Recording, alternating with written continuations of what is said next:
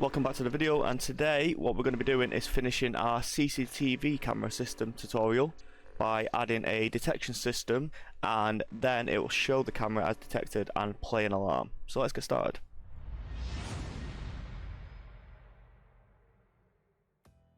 Right, okay, so let's go into our content browser and we're going to add a new folder. Now I'm going to create these static meshes from scratch again, just like I did with the first two videos. So we're going to add a actor, and it's going to be BP_actor. This is going to be our scene capture component 2D.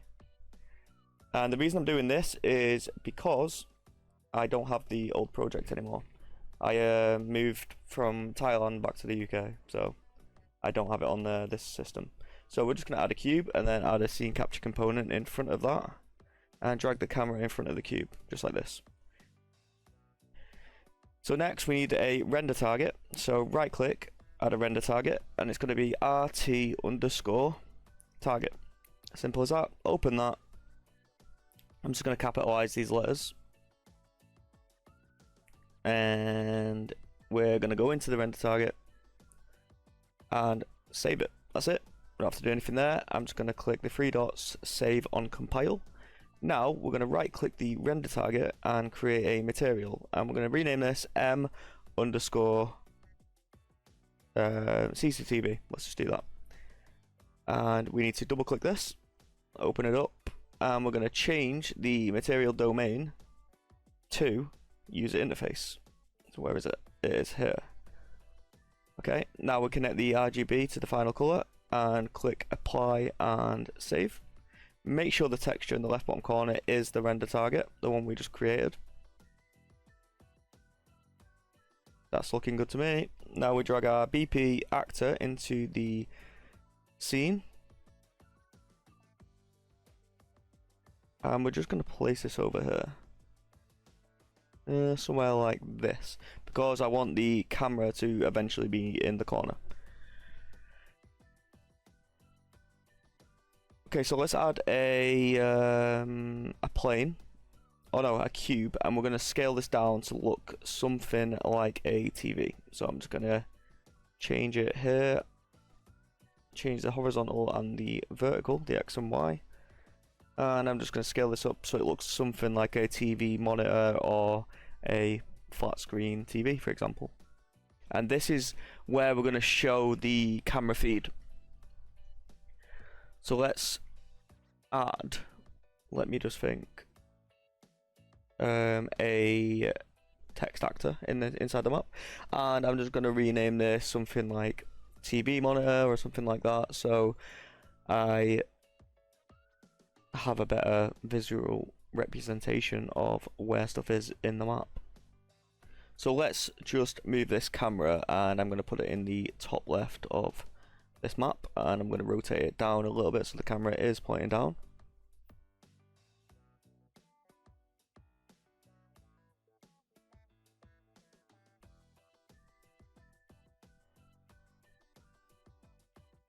I'm just going to position it just like that. Have a look inside the map, and that is where our camera is going to be. So I'm just going to duplicate this text actor here and rename it to CCTV camera, because this is where our camera is going to be.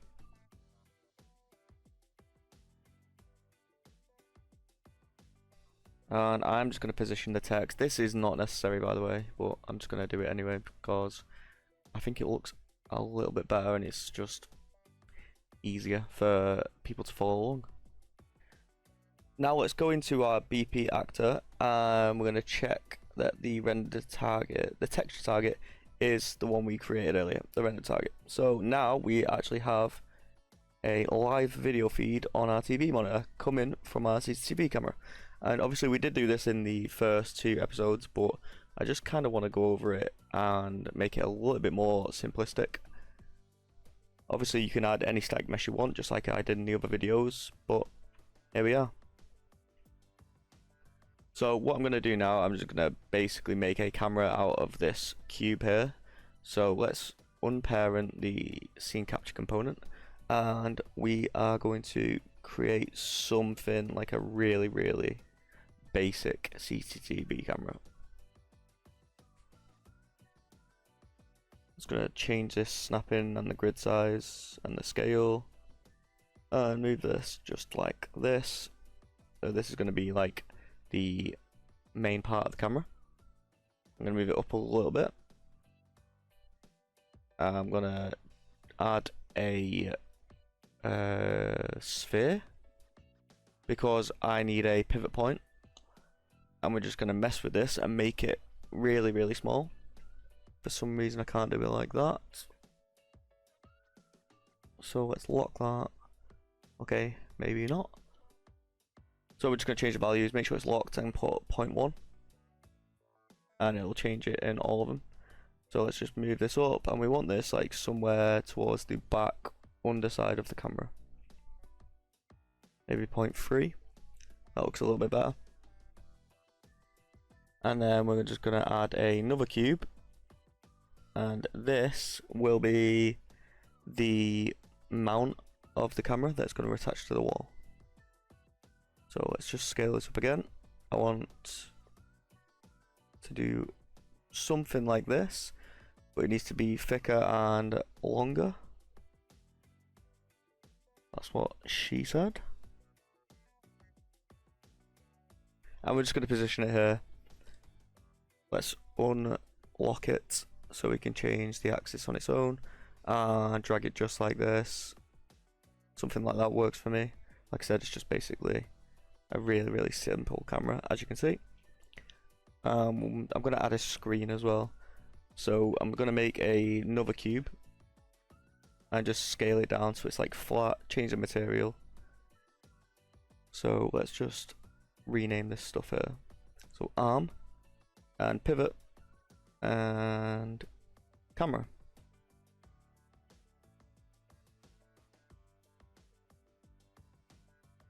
Now I'm just going to reparent these because the arm needs to be the main, and the camera is going to be, no, the pivot is going to be on the arm, and then the camera is going to be on the pivot. So if we move the pivot, if we move the arm, if we move the pivot, only the camera moves, just like this. And this will make a little bit more sense when we do all the code. And obviously the camera moves on its own because it's parented. Okay, sweet. So let's do this front of the camera, like I said. And this is just going to be like the lens. It'd probably be much easier to just drag a static mesh in like I did in the first videos, but this is just a basic tutorial, so we'll just do this. I'm going to change the size here, just so it's like flat, and scale it just like this. If I just drag it here, it'll scale just like that. Put that on there, and then just change the material to something like black or glass or whatever. It's not really that important.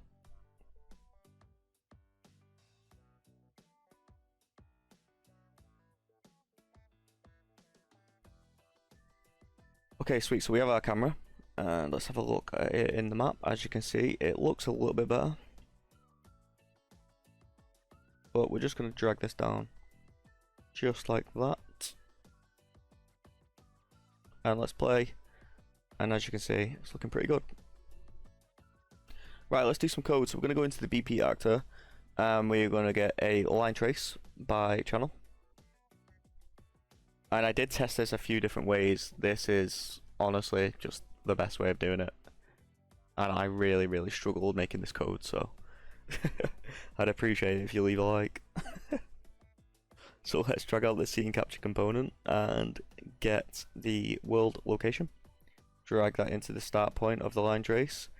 And then this is going to be our length, so we're going to get world rotation and forward vector. And we're going to multiply this by a float value. So let's just drag out of this and type in multiply. I'm going to right click, convert the bottom pin to a float, single precision. And I'm just going to put 1000 for the length. I'm going to add this and hold control, drag it down and connect it just like that. And add that into the end. So that'll be our start and end point. And I'm just going to put this on persistent just so we can see it at all times. And if we click play, we have our line trace. So if the player is entering this line trace, then we will add a detection system. So let's do that. Let's add a spotlight first so we can see it a little bit better. So let's just do this. Intensity, I'm going to put 100,000, and the radius, let's just leave that, and the outer cone angle, I'm going to make it a little bit smaller, and the inner cone, I don't really think this matters, but I'm just going to do it anyway and make that like half the size, whatever. Now we have our light, but we can't really see it, so I'm going to change the directional light in the map. So let's just go here in the outliner and rotate this just so it's something better that we can see the camera, see the light a little bit more clearly. Let's play, and now you can see the light and the line trace of where it's going to detect. Sweet. So in the BP actor, let's add a Captal Collision, and this will work a little bit better later on when we change the values. So let's just scale it, and it is going to be a child of the spotlight, so make sure you drag it and make it a child, and we're going to rotate it like this just to face the same way as the camera, and compile. And when we go in our map, as you can see, the capsule is there.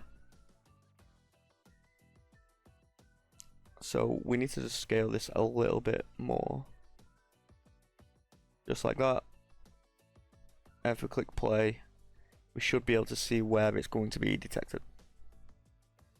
Okay, sweet. So don't worry about this. This is just some testing that I did earlier. We're going to add a vent on the capsule, and on begin overlap and end overlap, we are going to call the line trace. So for the start, we're going to add the line trace, and then out of the return value, we're going to create a branch and two print strings. One's detected and the other one don't worry about. You can just pause the video there because I forgot to edit it, but as you can see, when we actually enter the line trace, it's going to say detected. Next, we're going to get the overlap in the BP actor and then drag it over here, and we're going to duplicate this print string because I initially was testing it with like an actor hashtag, but it doesn't really work too well. So let's just type undetected, and we're going to change the color of this to green because undetected is good and detected is bad. And here we go. If we go into this, detected and then undetected when we leave it. So that is working pretty well. Next, I'm just going to drag in a sound that I found online, and I'm going to add component on the BP actor, and it's going to be the sound that I just added. Let's just delete these other nodes, they were from testing, and drag the enemy detected sound into the viewport, into the event graph, and we're going to get a play node and a stop node. And from detected, we're going to add play, and undetected, we are going to stop. Now, as you can see here, when I click play, it plays the sound from the start of the map, and it's not triggering it. And that is because we have it on auto activate, so we need to go and change that. So let's go to the BP actor and select the enemy detected and scroll down until we find auto activate. Uncheck that, and now it should work a lot better. So now we're detected, undetected, detected again, and when we leave we're undetected, it stops playing the sound. Perfect. Okay, so let's go back into the viewport, and I want to make this capsule a bit wider because it's a little bit too thin at the moment. I don't really like it because I can't really walk around in the detected area. So now we can walk around, and then when we leave, it's undetected. And that is working perfectly fine. This is the end of the CCTV cameras tutorials. So thank you for watching the series, and I'll catch you later.